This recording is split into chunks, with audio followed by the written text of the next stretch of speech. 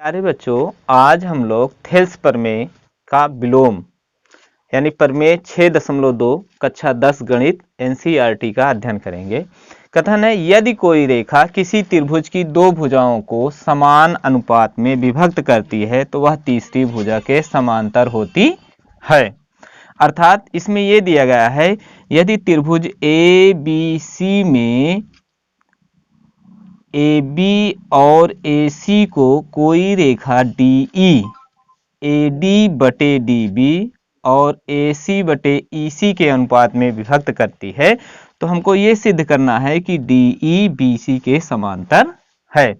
यानी हमें दिया है त्रिभुज ए बी सी में ए डी बटे डी बी बराबर ए ई बटे ई सी।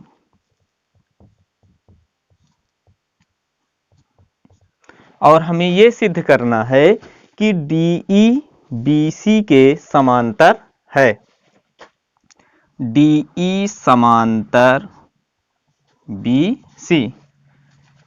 हम ये मान लेते हैं कि ये डी ई बी सी के समांतर नहीं है। इसके लिए हम एक और रेखा खींचते हैं जो बी सी के समांतर हो।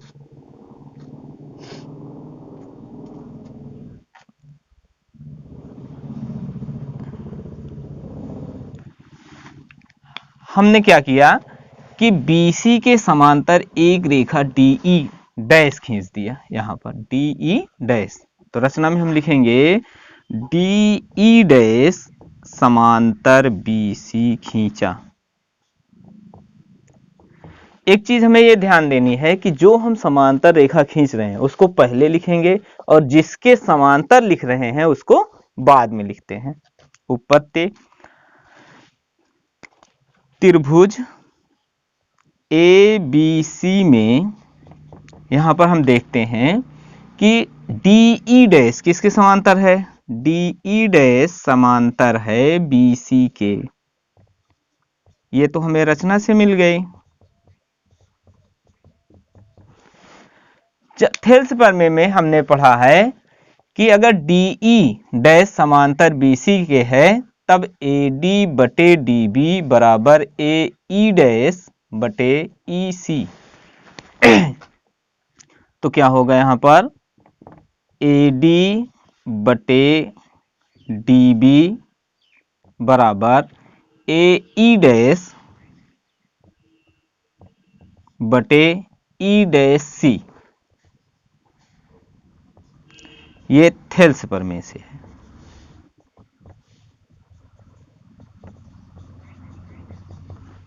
इसको समीकरण 1 मान लेते हैं। अब हमें यह भी दिया गया है कि ए डी बटे डी बी बराबर ए ई बटे ई सी। यह हमें दिया गया है।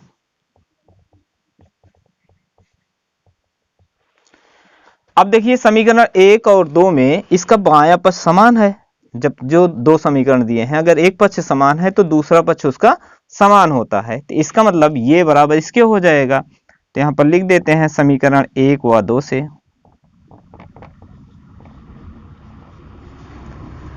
ए ई डैश बटे ई डैश सी बराबर ए ई बटे ई सी।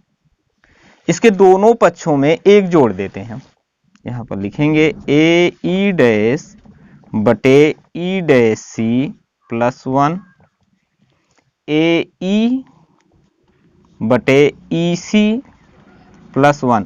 यानी कोई भी समीकरण दिया गया है उसके दोनों पक्ष में गुणा कर दिया जाए, जोड़ दिया जाए समान चीजें, तो उससे समीकरण में कोई परिवर्तन नहीं होता है।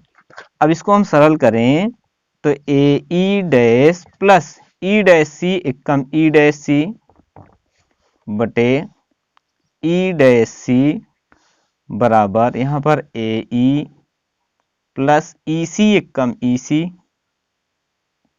बटे ई सी।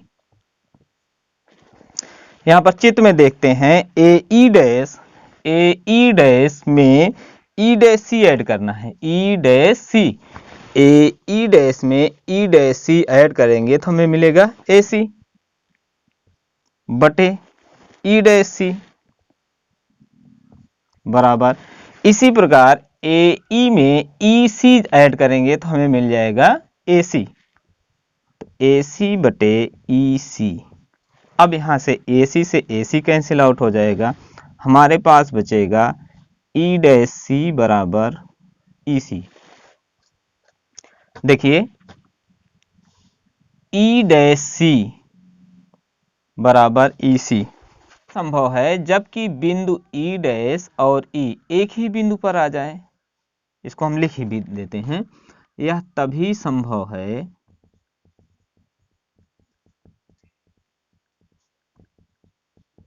जबकि बिंदु ई व ई डैश संपाती हों, मतलब एक ही बिंदु पर हों।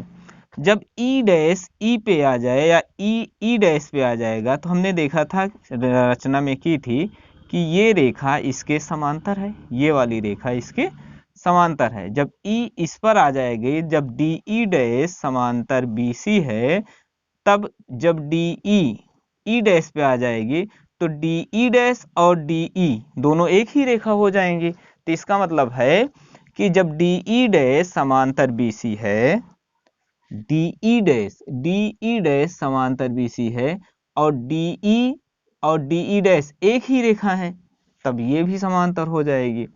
तो डी ई समांतर बी सी, यही हमें सिद्ध करना था। यहां पर हम देखते हैं कि थेल्स प्रमेय में दिया गया था कि ये रेखा डी ई बी सी के समांतर है, तो हमें सिद्ध करना होता था कि ए डी बटे डी बी बराबर ए ई बटे ई सी। इसका विलोम क्या है? इसका विलोम ये है कि अगर हमको इसका उल्टा दिया है कि ये दिया है ए डी बटे डी बी बराबर ए ई बटे ई सी, तब हमें ये सिद्ध करना होगा कि बी सी डी ई के समांतर है। इतना ही था थेल्स प्रमेय। Thank you.